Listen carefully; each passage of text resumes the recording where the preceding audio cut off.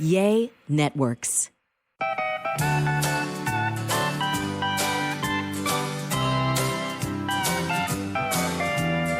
Welcome to another episode of A Sandwich and Some Lovin' podcast. I'm Kelly Raspberry Evans. This is my husband and my co-host and ready for a vacation, Alan Evans. A-Train in the house. Not cool, A-Train. What? Not cool, A-Train. That's your new nickname, Not Cool A-Train? I don't understand.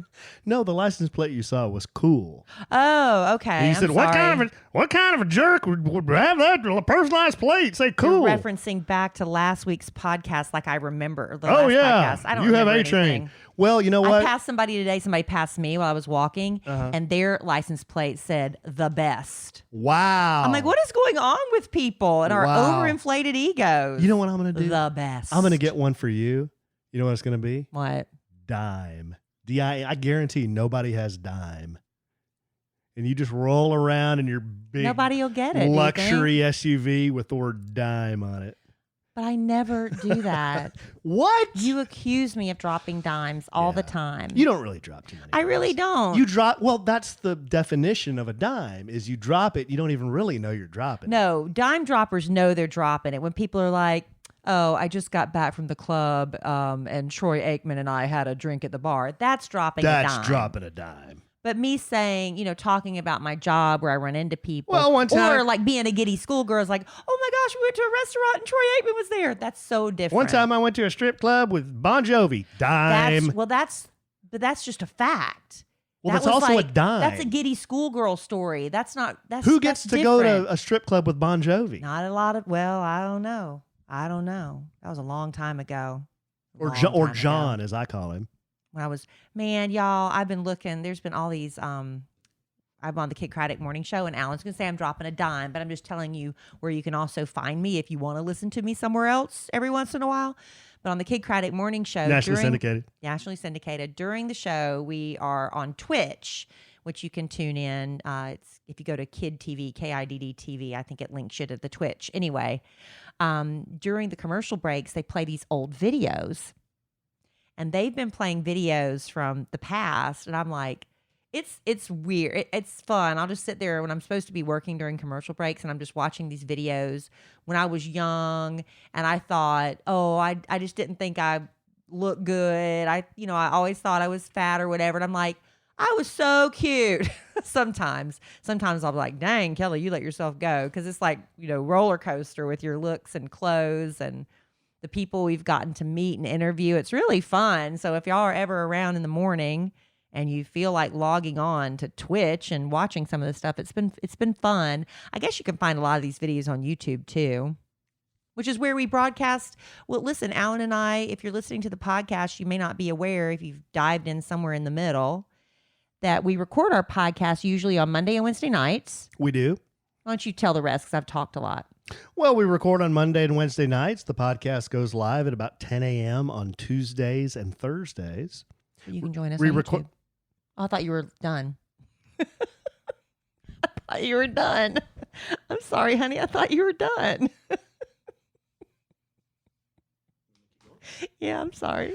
And we also record on YouTube live for our live studio audience on, well, it varies between like 7:45 and 8:30 is when we kind of get started. Sometime around there. Yeah. I'd like to move it up earlier for summer. I said that to Alan. I'd like to start at 7 now, and I'm the one that keeps screwing it up. Yeah. I keep having things to do. True that. But that's okay, because this podcast isn't about screwing things up like I did last week. So actually it will be a little bit about screwing things up. I pulled the biggest Steve Harvey short stroke, got to the moment of climax and couldn't perform moment that I think I've ever had on this podcast. And I've had a lot of those types of moments. That's not true. You've done worse. Well, like what? I can't, there's no... You just make a big proclamation like that. What have I done that's worse? You've not been here a couple of times. How about that? How about just not showing up?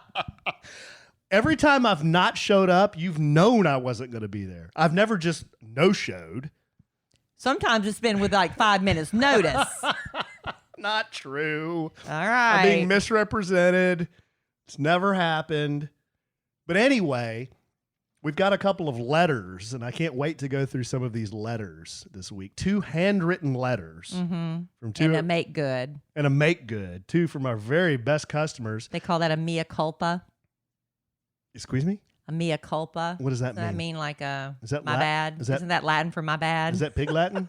I don't know what that is. I think it's Latin for my bad. Oh. Well, okay. We're going to do a mea culpa. And then, I go to a lot of kids' sports, as do you. You tag along every once in a while. You do the Girl Scout cookie tag along every once in a while. And I do a lot. You do. Not 100%. And I've noticed a lot of behavior by children and parents at said games. And I thought I found an article and it just happened to pop up in my feed. And I was like, this is timely because I've just noticed a lot of weird stuff happening in kids' sports lately. And I thought it would be a good public service announcement to just kind of go over the 5 worst things you can do at your kids' sporting competitions. I think you're noticing it more lately because your kids are getting older. But I remember going to games when my brother played in high school and things like that. And there's been horrible behavior for decades. Sure, this there isn't has. new. With fights and people saying inappropriate things, parents getting ejected, where they have to, we see it on the news sometimes. Wasn't there some ref that got body slammed by a kid recently? Whoa, I didn't see that. It wouldn't surprise me. Yeah, it's getting really bad because, anger is out of control. I believe, these kids are never told no. And when a referee tells them no, they react. And I don't know. It's just bad. But anyway, it's bad. Yeah. So Alan's got this article. It's going to help everybody. Well, and I'm not doing it like from a holier than thou pulpit because I read the article. I'm like, oh shit. You do some of it? I actually do one of these, and I didn't even think about it. But yeah, we'll go through it. It's kind of interesting. And, even if you don't have kids, maybe you go to your niece or nephew's games or activities, and it's just kind of good to be aware of, Does this is this work if you're a fan of pro sports, or is this doesn't have anything to do with how you should act as a fan? This has nothing to do with pro sports. It's just parents in sports. This is parents and and aunts and uncles. Aunts and uncles, basically. Those well-intended aunts and older uncles. brothers and sisters, maybe. Right. Okay, Yeah. that'll be fun. Yeah. We'll get to all of that and more. So why don't you do a little bit of that, and then we'll do a little bit of this. Alan, I told you last week. I've been doing Quit that. telling me to do that. I've been doing that for 4 years, and now all of a sudden, I'm standing up for myself. Okay, that's good enough for me. I'm kidding. All right. Listen, you've heard me talking about Rothy's for years now, and I love how they keep giving us new styles and patterns that keeps us coming back for more because Rothy's, fans are just fanatics about them. And when my best friend Tommy Jean surprised me for my birthday a couple weeks ago, she showed up not only wearing her Rothy's cheetah print flats, which I'm like so super cute, she's also wearing her Rothy's face mask. And she says that's all she wears now because it's so comfortable and breathable. And I saw Meghan Markle. She was, carrying her little baby Archie, and how everybody has to know what she's wearing. She was wearing a Rothy's face mask. And the thing about Rothy's is not only are they incredibly stylish and comfortable from the get-go, they are sustainable. Rothy's has transformed nearly 100 million bottles into beautiful shoes, handbags, and face masks. And another major bonus is they're fully machine washable. You just toss them in the washing machine. They come out looking and smelling as good as new. And I just checked Rothy's website to see what's new for spring and summer. When I first started telling you about Rothy's, it was literally just a couple of pair of flats, the rounded toe and the point. Now they've got flip-flops and the wrap sandal. It wraps around your ankle is so super cute. That's my new favorite. And also the knot sandals for summer. Love, love, love. With fresh colors and patterns that are fun. Rothy's are the perfect way to add comfort and style to your closet. And with Mother's Day coming up, I know she'd love the gift of Rothy's. They also come with free shipping and free returns on eligible items. And to help you welcome the new season in style, Rothy's is doing something they've never done before. That's right, guys. They gave us the chance to share this super rare opportunity with our listeners, but it's only for a limited time. So through May 9, 2021, you can get $20 off your first purchase of $100 or more at rothys.com/sandwich. That's ROTHYS.com/sandwich. Trust us, you don't want to miss this. Head to rothys.com/sandwich to find your new favorites today. Thank you, Rothys. A proud sponsor. I hope they're proud. I hope they're proud to sponsor this mess. Love Rothys. Hey, real quick, I wanted to do a little update. Remember several podcasts ago, if you are listening in order, we talked about the cinnamon toast crunch shrimp tail guy. Yes. Remember how his name was Jensen Karp. Jensen. And he was married, or he is married, to Danielle Fishel, Topanga from Boy Meets World, and then later Girl Meets World. I don't know what she's doing now. But anyway, he says he went to Costco, got one of those double boxes of Cinnamon Toast Crunch, got down to the bottom or somewhere in there, and these cinnamon-coated shrimp tails came out. And went on Twitter, he said I wouldn't have taken to Twitter if they weren't, trying to gaslight me, which is the new term everybody's using, by saying, oh, that's just cinnamon that's settled into a clump and maybe resembles a shrimp tail. He's like, you got to be kidding me. They're obviously shrimp tails. And it went back and forth. And the last tweet he had was way back, like in March. Let me see. I've got it right here. On March 24th, his last tweet. No real update, and I'm not posting about this BS all day again. Waiting for the envelope I agreed on from General Mills to send them back pieces and some of a shrimp tail. We'll leave some for DNA testing at noon. They grow up so fast. I think he was trying to be funny. That's the last he's posted for March 24th. Mm-hmm. Has anybody heard anything about, because, that's a big deal. A lot of people are accusing him of pranking. Mm-hmm. And, or was it serious? Because if it was a prank, that's bad. At the time, I said, this is a bunch of crap. You did. That was the first thing out of your mouth. This guy's... Or was it me? I said, are you sure? Or something. We were having a conversation before I looked at it. I'm like, are you sure it's not a TikTok prank or something? I think he was trying to buffalo General Mills. Yeah, it was bad. So I don't know. I just thought I I'd give an update anything on that. Nothing. Crickets. Chirp. Yeah, he should have said he found, cinnamon toasted crickets so we could, appropriately say crickets. But it was shrimp tails. Anyway. I've heard nothing. Nothing. I'm going to do some deep diving and see if I can find out what's going on. Dig deep, babe. I will. Jensen Karp, huh? Mm-hmm. C-A-R-P, like the fish? Oh, K-A-R-P. Mm-hmm. Our wedding photographer, her last name was Karp. Amy Karp. Really? Hashtag not an ad. Nope. Beautiful wedding pictures. Was. All right, babe. Last week, or why do I always say week? We've been doing 2 podcasts a week forever. Last podcast. Last podcast. Yeah, last podcast. I got so confused. I was in the center of confusion. I was in the land of confusion. I was confused like I usually am. I didn't know what direction was up. I didn't know what was going on. I'm sorry. But I read a lot. You were like me. Yes. We got a gift from a gal named Elizabeth Key. It was a Britney Spears t-shirt. She wrote, right? Did I get the gift right? Yes. She wrote us a very nice letter. And while I don't think I explained this on last podcast, I explained it to our live studio audience after we were done. That day, I was corresponding with another listener of ours named Elizabeth Betts. Elizabeth Betts was corresponding with me through DM. She dropped into the DM saying, hey, have you received my package yet? And I said, well, I got a notification at the mailbox. I'm going to go pick it up today. Picked up the package. Well, this was the package from Elizabeth Key. Right. So I read the letter on the podcast. You got the t-shirt. She signed it Elizabeth Key, but I guess I had Elizabeth Betts' name in my mind. Was it sort of like a Dowling Gullidge moment that you won't let me live down? Is that what it's like? So that you continue to make me feel bad about till this day? So sort of like that, right? Yeah.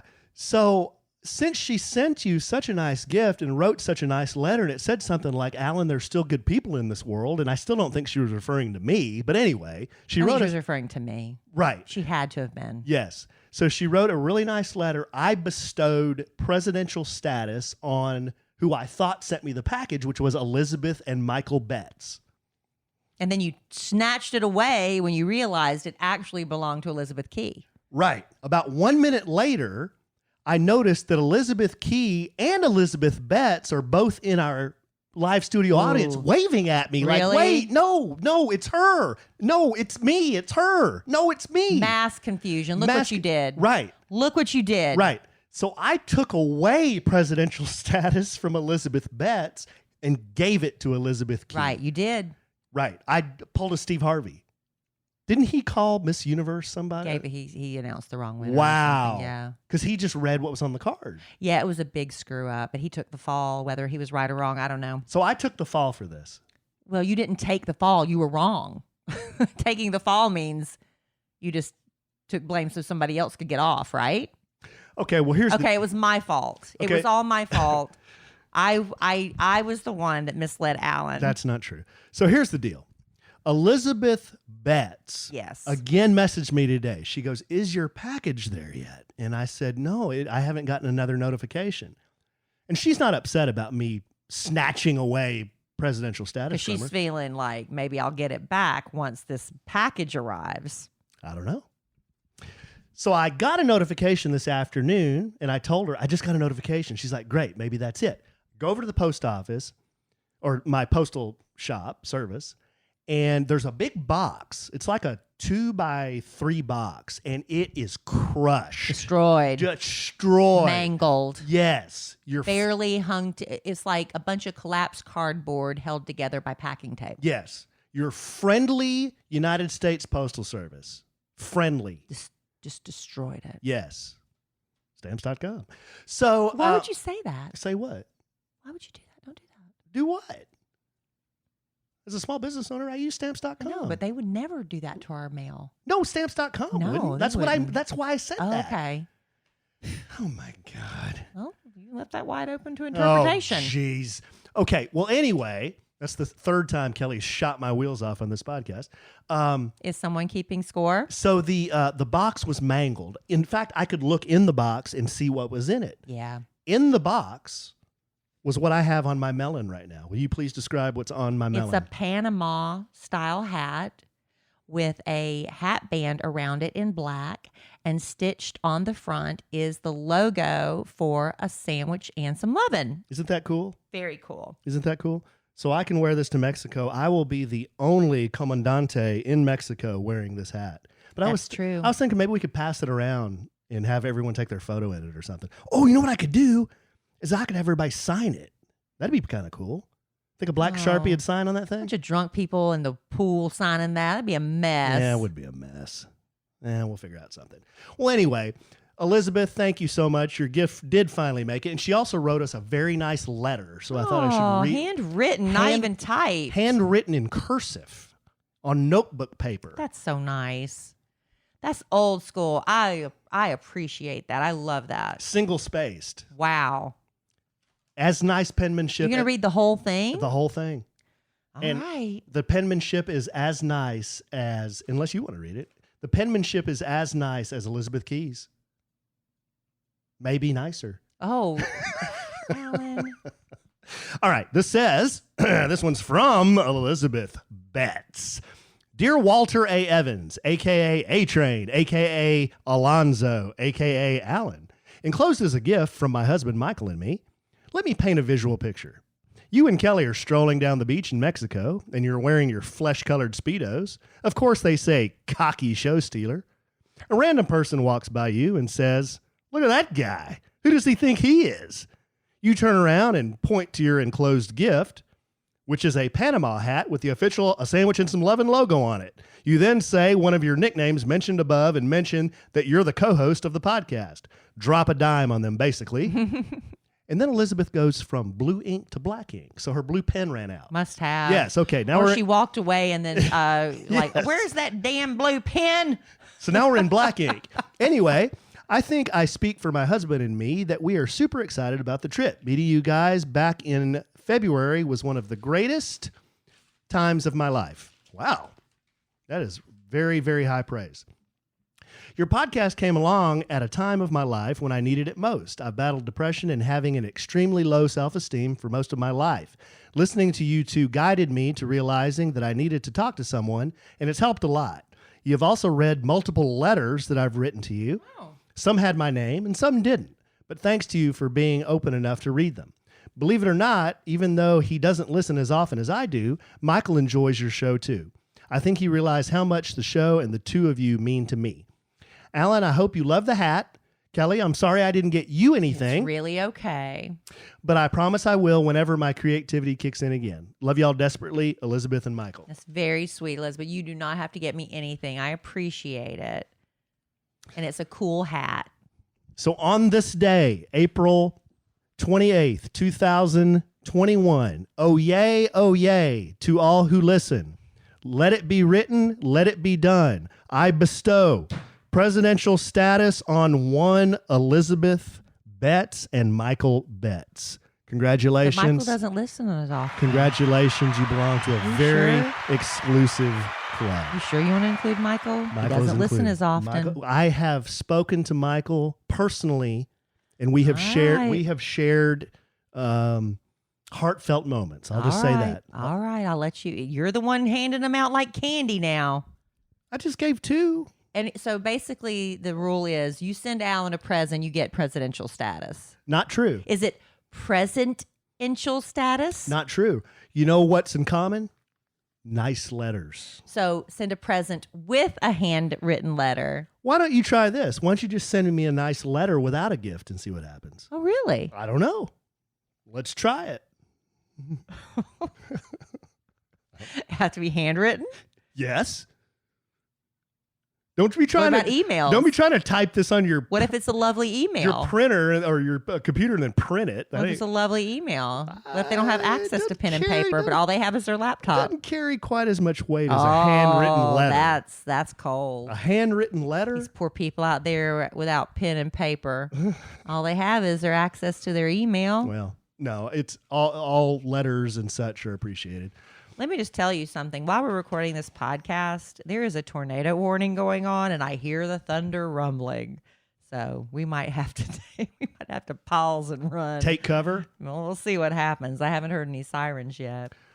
The next letter, and it's written on an envelope, which is very interesting. Well, before you get to that, oh yes, you want to do a little bit of that, and then we'll do a little bit of this. Talking about how you give Alan gifts to get presential status.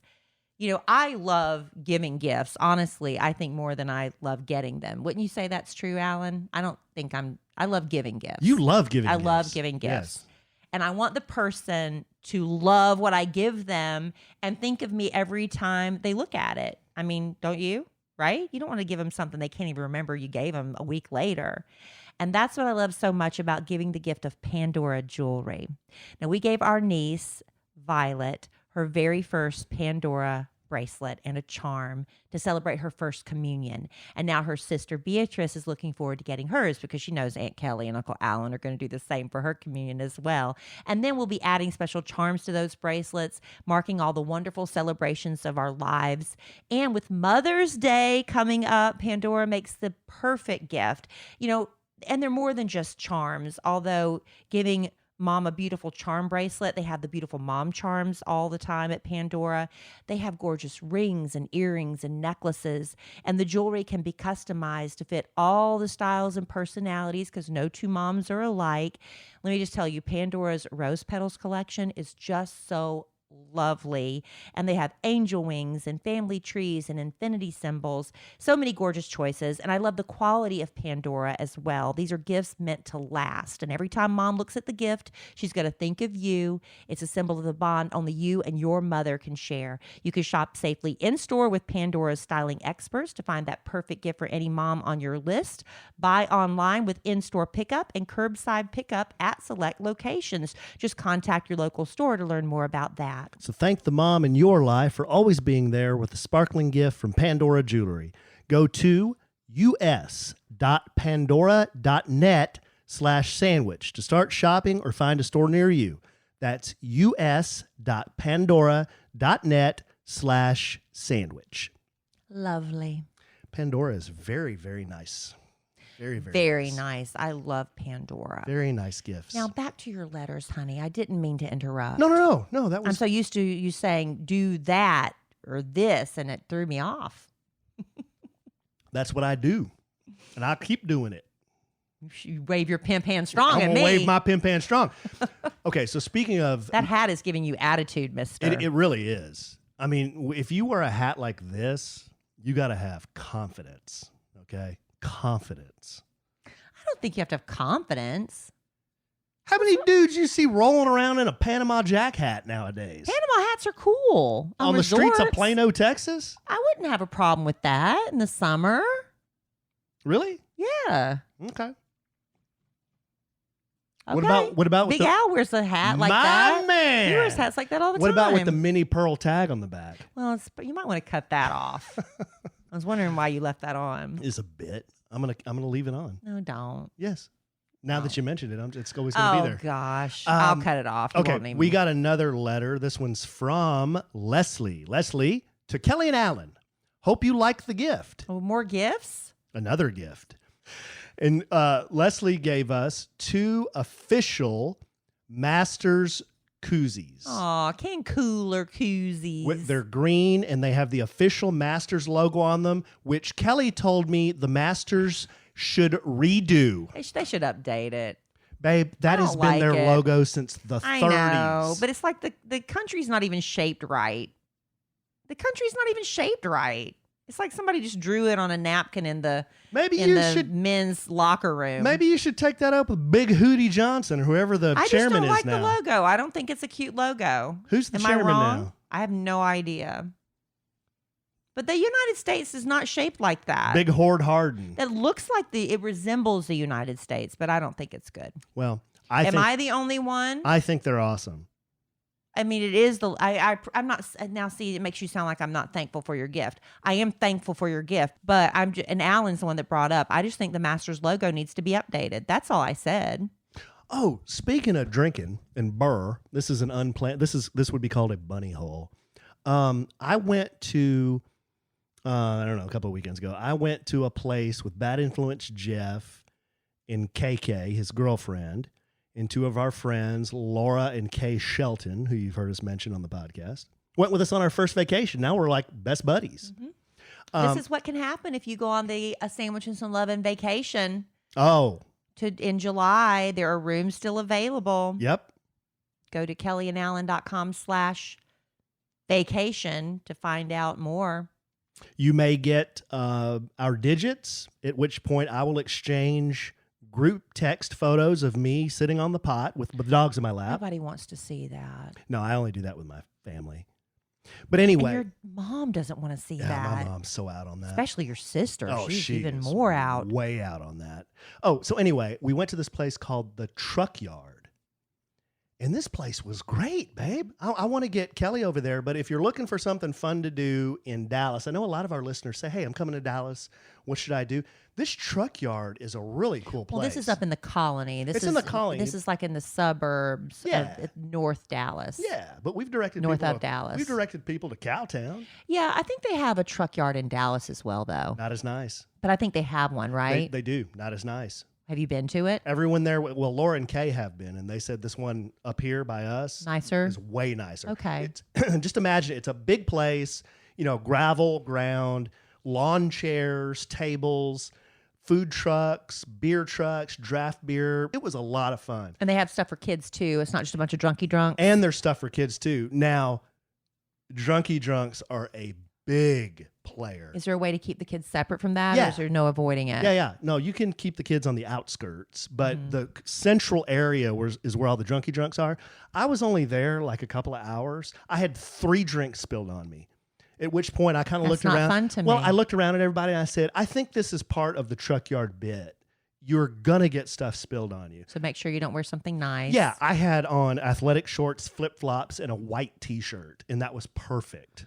Well, Alan was also saying you can take your dogs out there, but I am not wanting to take my dog with me anywhere because everybody wants to show off their cute dog. Everybody thinks it's going to be so fun. But what do you do the entire time? Chase your dog. You're chasing your Tell dog. your dog to shut up. You're yanking the dog on the chain. Stop it. No, and it's not relaxing. Picking up dog poop. I never see anybody actually really relax when they're out with their dogs. Why do people keep doing that? That's it's true. Stressful. There was a group of people behind us, and they had 2 corgis. You know what a corgi is? Yeah.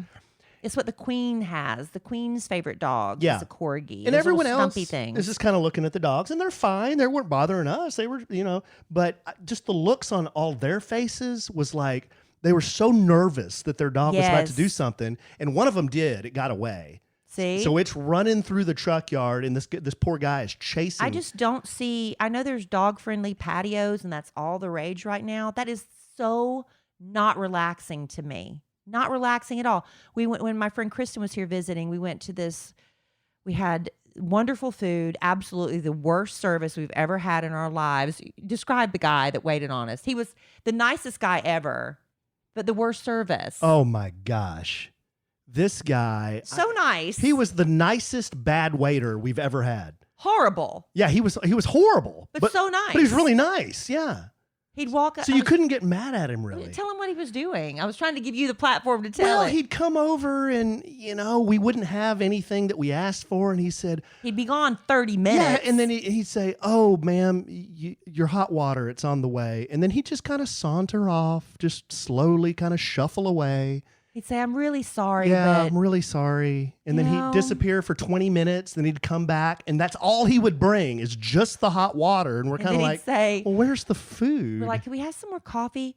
It takes us 22 minutes to boil a pot of coffee. I'll go boil shrug, some. And it's like, 22 shrug. minutes. I'll go boil some. And there he goes. It was horrible. He goes sauntering off again. Anyway, it was a horrible service. It was very nice. But then my point was, the whole time we were there was a dog sitting there with 3 people. Oh, the dog was barking everybody that walked by. They gave him a plastic bowl to drink his water out of. Spilled he it. destroyed the bowl. Oh, he chewed it. He chewed it up to pieces. He was wrapping the chain, his leash around the chair. I'm like, tripping the Are other. y'all having fun yet?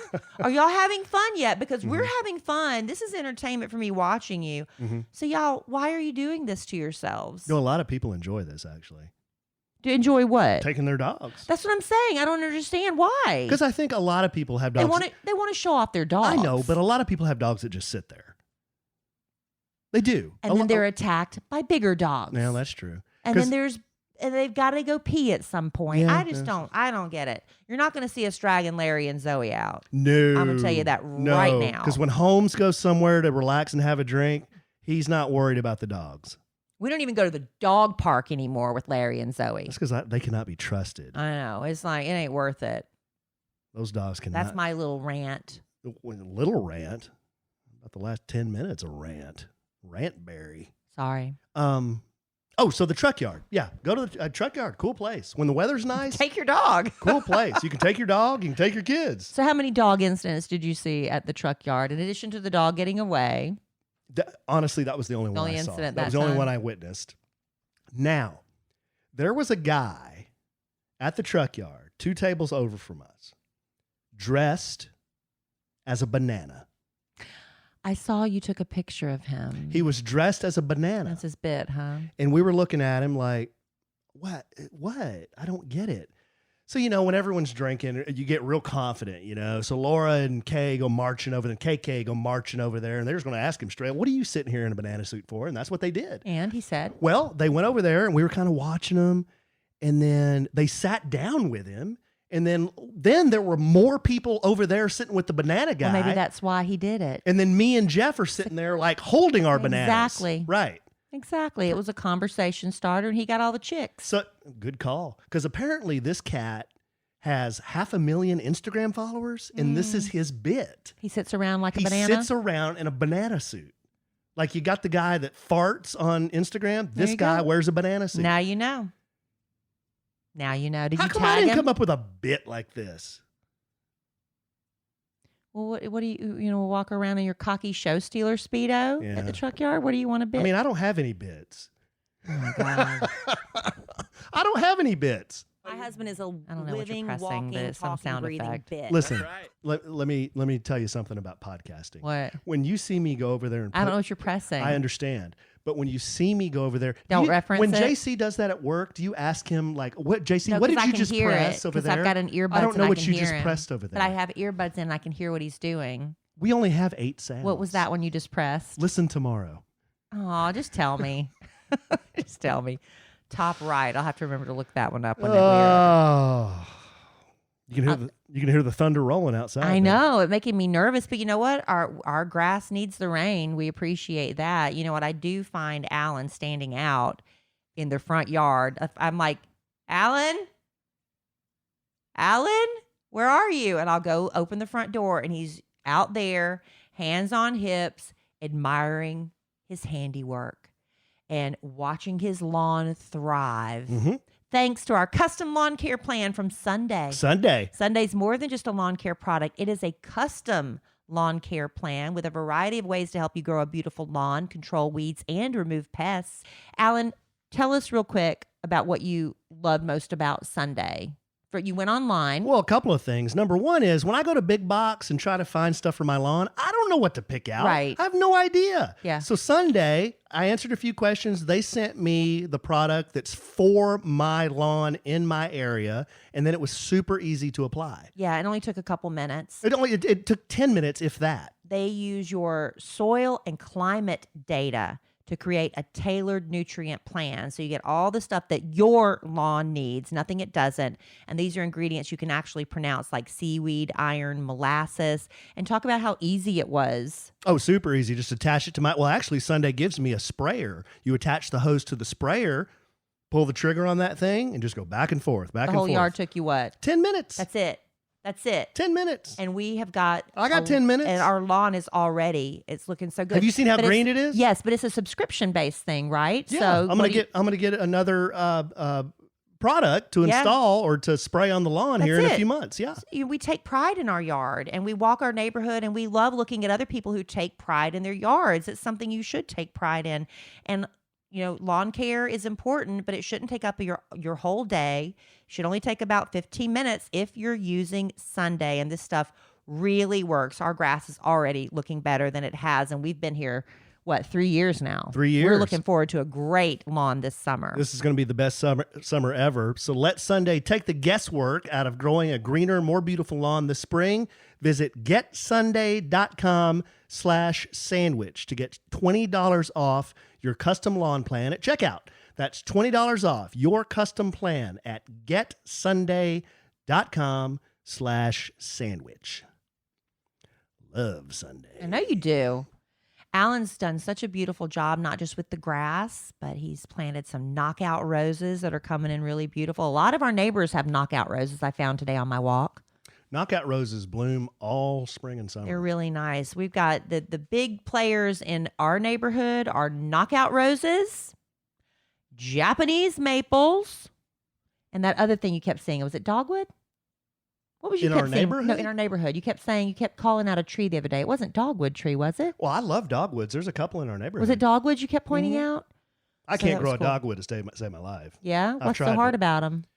Well, they're real fussy. They need a special spot. They can't get a lot of direct sun. They need really acidic soil, like an azalea. And Texas it's hard to grow a dogwood in Texas. Really? But we have some neighbors, and they have pretty good sized dogwoods. They probably have to really work with it. Yeah. And once they get established, they're okay. My granddad had a big dogwood in his backyard, but that was in Georgia. You know, dogwoods grow great in Georgia. I just remember when I was growing up, we had the most beautiful mimosa tree in our backyard. And I don't know, can we grow those? Yeah. Oh, yeah. Are those easy to grow here? Yeah. Those You don't are, love them? Well, some people don't like having those around. Why? Because they get, aren't those the ones that get, no, that's another thing. I was going to say, aren't those the ones that get those spines on them? They didn't have spines on them, did they? Yeah, the flowers were kind of spiny. Like they were all over the tree. I just remember it being in the backyard. I Pink, remember right? it. Yeah. Yeah, I know what you're talking about. You don't like them? Not your favorite? I just remember it's one of my childhood memories. We had a big pampas grass in the front yard Whoa. that we would slice ourselves to ribbons on. I know we did a podcast about how pampas grass is a sign that swingers live in the house. I guarantee you there was no swinging at Jerry and Connie Raspberry's house on Rainier Street in Parkwood in Florence, South Carolina. But we had a big pampas grass, and I remember just getting, I don't know why. Why would we go play in the pampas grass? We'd be sliced to ribbons from that stuff. I hate it. And another big player in our neighborhood is palm trees. Yeah, there are a lot of palm trees. A lot of palm trees in our neighborhood, and I don't understand why. I always thought palm trees were just for like more coastal communities. They are. But here, I mean, a lot of dead palm trees right now because of the winter we had. But I'm gonna be judgy landscaping guy. Yeah. I don't care for palm trees on not my favorite. on a Dallas, Texas landscape. Well, it just seems out of place. It seems out of place. Yeah, but there's a ton in our neighborhood too. You know, I once guest appeared on the Black Planter podcast. I heard. That's available now if you want to go hear it. All right. Did Big Al label that you're on it, or people have to search for it? No. How do people find it? They can't. You know what episode number it is? No idea. He doesn't have social media. He doesn't market it. He doesn't post about it. I'm sure he's never talked about it on the Kid Craddock Morning Show. Yeah, we have. Oh, he has? I think we did. Wow. We said it was you were on it. Wow. Amazing. Well, you could go find out what number it is and promote it. I did. I posted it on my social media one time. Yeah, y'all go find it. And I tagged Al, and then he never shared it. I know. I'm like, Al, dude, I'm trying to help busy. you. I'm trying to help you out. He doesn't understand social media very well. Okay. Over the years, attending kids' sports, I know we have listeners that can probably tell some wild stories. And if you have a wild story about a kid's sporting event that you went to one time, send us a letter. Please. That'd be fun to do next podcast. We'd love to hear it. The crazy thing you saw at a sports game. Yeah. Now, I've heard parents yelling at refs to where it almost makes you uncomfortable. I've heard parents get in arguments with the parents from the other team, which is very uncomfortable. Like, I'm just sitting there, this, I don't like this. I've heard parents get upset. I've seen kids do things like on the field, and you're like, somebody probably needs to tell that kid that's not cool. You know, I've seen some weird things before, but overall, I think, all the sporting events I've gone to over the years, and I've gone to a bunch, have been, the parents have been pretty good. The officials have been pretty good. But every once in a while, you'll get a parent who gets upset, and it makes you feel bad for, I don't know, the parent and the kid. I just get embarrassed, Yeah. I get upset too when I'm at sporting events, but I don't say a word. Like, if I know a call is bad and it's right in front of my face, I just don't say anything, because if I start yelling at the ref, well, it's not going to change the ref's mind. It's not going to change the call. He may throw me out, and that's going to be really embarrassing. And then what is poor Dylan or Cole going to think if his dad gets thrown out of the park because he was yelling at the ref? That's probably the last thing that I would want to happen. But I was saying at the beginning of the podcast, I've just noticed some things lately, and I thought this article that I found at All Pro Dad, it's a newsletter I subscribe to. They have good articles, and every once in a while I'll bring them up here on the podcast. But this one is the 5 worst things you can do at your kid's competition. Okay. So let's go through these and see what you think. And again, I'm not preaching or bringing these to you. Sharing an article. I'm just sharing. I'm not bringing this to you like I do all these right, because I don't. I'll show you how I don't do all these right. Number 1 is forget your role. We often have experience and knowledge we want to pass along to our sons and daughters. It's a great idea in the right context. When our kids are playing in a game or performing at a recital, that's not the right time for us to coach or judge. It's best if we can remember that there are 4 roles at competitions. There are competitors, officials, coaches, and spectators. We're the spectators. We're the spectators. When we're spectators, we need to stick to that role. We should be there to support and encourage our kids and their teams from the stands. And I think that's what you and I do. We cheer a lot. If somebody messes up, we don't say anything. We just say, hey, better luck next time. Somebody strikes out. Sometimes I cheer for the other team. I feel so bad. Well, they do a good job too. Yeah, like sometimes if the other team is getting pummeled by our kids, and we've been the pummelees before too. I'll be sitting there with Allen when the other team finally scores. I'm like, yay! Yeah. I feel you don't want anybody to be just thrashed. Right. But anyway. I went to a game recently where Dylan's team was playing a playoff game, and the other team was very good. And Dylan's team's good, but they got beat by this other team. And the parents from the other team, when we made a good play, they would cheer. Yeah, that's nice. And I was thinking, these are parents that get it. They know good baseball when they see it, and they were cheering for us too. That's nice. So they were, they knew their role was as a spectator to encourage. Number 2 is focus on your kids' personal goals. So it's extremely important for kids and adults to have goals. Setting goals can be motivating, and working toward goals helps us be the best we can be. However, when our kids are participating as part of a team, they commit to working with their teammates. When we focus on a kid's individual goals, he or she can become torn between doing what's best for the team and doing what you're telling him or her to do. It can also lead to kids developing a me attitude, which is especially damaging in sports, where coaches are consistently trying to develop a we culture.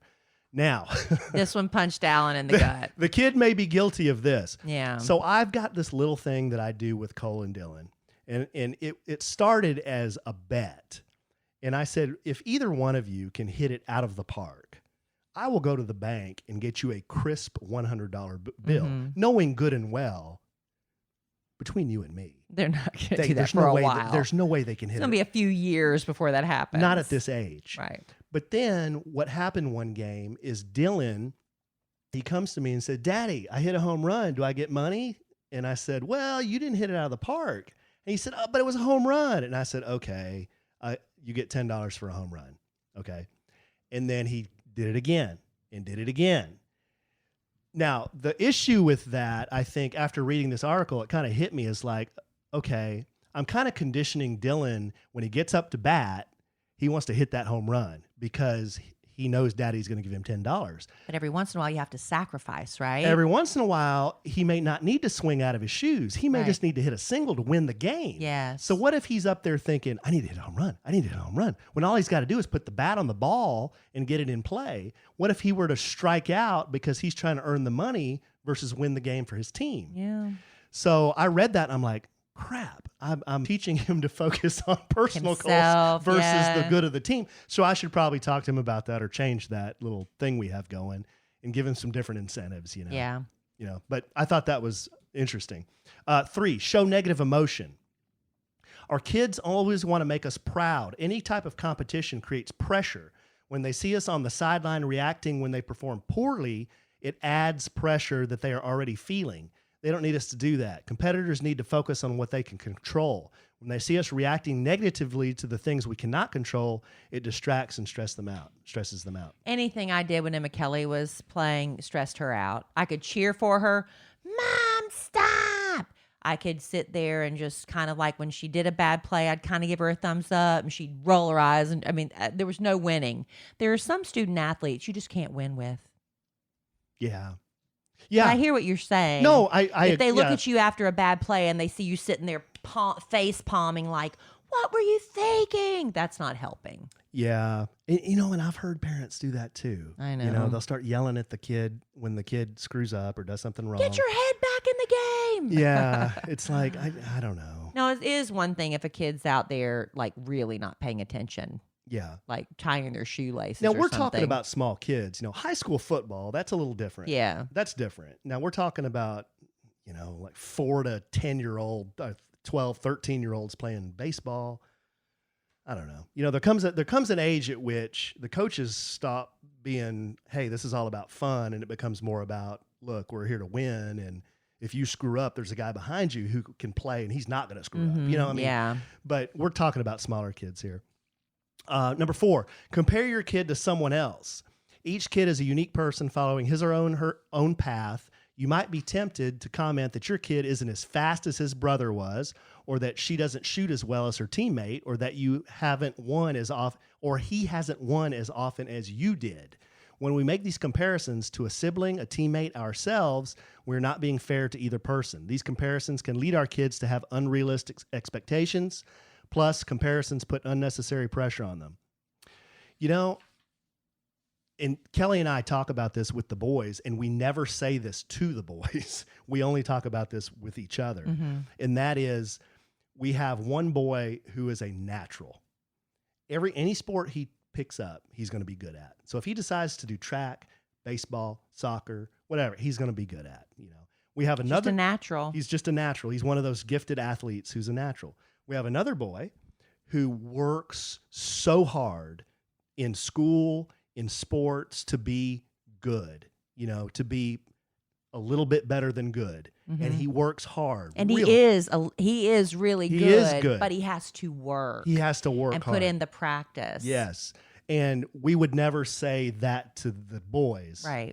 Because that would be unfair. But you know what? Is it, when you have to work harder to achieve a goal, isn't there some satisfaction? Like, in a way, it's more satisfying because you had to work so hard to get to a level. When, like, for somebody else, I don't know how to do a comparison, but if something comes naturally to you and you just do it and you don't understand what's the big fuss, I just do it. It's not even a big deal. But somebody else who has to work and really hard and put in the time and the hours and you achieve it, it's like you have that self-satisfaction that maybe somebody else can't experience because they didn't have to work for it. It just comes naturally. Right. I don't know. No, I think you're right. And I think that the naturally gifted athlete too gets frustrated easier. Like if things don't go their way and they face adversity, I think and this isn't everybody, but I think there can be a tendency for that type of athlete to get down on themselves because, hey, if something goes wrong, things always go my way. I'm the best at this. How come this isn't working out for me? And we've seen that. Yeah, we've seen that. The kid that's always working hard, that's faced adversity before, and has overcome all these obstacles. When they face it in competition, it's like, I've done this. Yeah. So you're right. And then the last is coach your kid in the car. Don't do that. Don't do that. The car ride home can be a tough time for kids. If they performed poorly, they may be feeling like they let down their teammates, their coaches, and you. The worst thing sports parents can do on the way home is make them relive their mistakes by telling them what they did wrong. You may have good advice and suggestions for them, but right after the game is not the right time for that. The best thing you can do on the way home is let them know that you enjoy watching them compete and that you're proud of their effort. If they want to talk about what happened, be willing to listen, but stay positive. Don't criticize them, their teammates, or their coaches. One time after a baseball game, Cole was pitching, and he was trying to close the other team out. He had the lead in the last inning, and he was trying to close the other team out. And guy got on first base. Guy got on second base. Guy got on third base. So now I'm sitting there, I'm sweating, right? And I'm just like, I'm so nervous for Cole. Him, yeah. And they had tied up the game. So basically, a base hit wins the game for the other team. Cole gave up a base hit, and the other team's going crazy, and the game was over. So Cole just, he just walks back to the dugout, took his hat off and kind of walked back to the dugout and then waved to the other team. And then after the game, I was devastated, but he ran over to me, and the first thing he did, he pulled out his phone and he goes, "Dad, look at this picture of this cool car that I took a picture of the other day." And I was getting ready to just say, "Buddy, you pitched a great game, and don't sweat it. Don't shake sweat it it. off." The other team they had great hitters. You should be proud of the way you played today." And I was going to try to give it. He just came over and said, and I don't know if that was his way of saying, "Look, I don't want to talk about it right now. I don't want to talk about it right Right. now. But hey, Dad, look at the picture of this car I took the other day." Yeah, that might have been a preventive thing. Yeah. So I was like, "Wow, that's really cool, bud." And then I think I did a slip in there. They have some good hitters over there, and you pitched great. That's all I said. Mm-hmm. That's all I said. And then we left. But yeah, I think I was guilty of that when the kids were smaller. I think I would try to say, "Well, you need to do this and that," and the other team was doing this and that, and I just don't think kids They don't want to hear it. I don't think kids at that age want to hear it, especially No. Well, those are very helpful. Some, hopefully it'll resonate with some people listening who are sports parents. Yeah. I know there are always things that we can improve upon as parents, myself included, for sure. So, As parents, as podcasters. Oh, things yeah. we can always improve on. No, we don't have this thing figured out. Let's try it again next week. See if we can do even better. That's for sure. This Mickey Mouse operation. Right? Who gave us this podcast? That's an insult. What were they thinking? Who is it? Ow! Who's at the desk? What's that? Come on in, George. Boss man? Hey, Kelly. There's like a tornado brewing outside. What are you doing up here? Yeah, I was out. Hey, man, I was having sushi, and I just thought I'd swing by, see what's going on. Well, we're wrapping up the podcast, boss man. Hey, man. Yeah, are you going to come back to the office someday? Hey, man. If you let us, we're waiting on you to give us the green light. All right. Well, I'm ready when you are. Hey, man. I'm ready. You had your vaccination yet? Hey, man. Are you allowed to ask me that? Oh, sorry. I might violate HIPAA rules. Ah! All right. I'll talk to you later. Bye. Hey, man. Bye, boss man. All right, babe. Well, good. Wow, what a shocking last-minute appearance. Well, I love you desperately. I love you. I love our listeners desperately. I love them so desperately. We're going to podcast again real soon. And in the immortal words of the great Keanu Reeves, life is good when you have a good sandwich.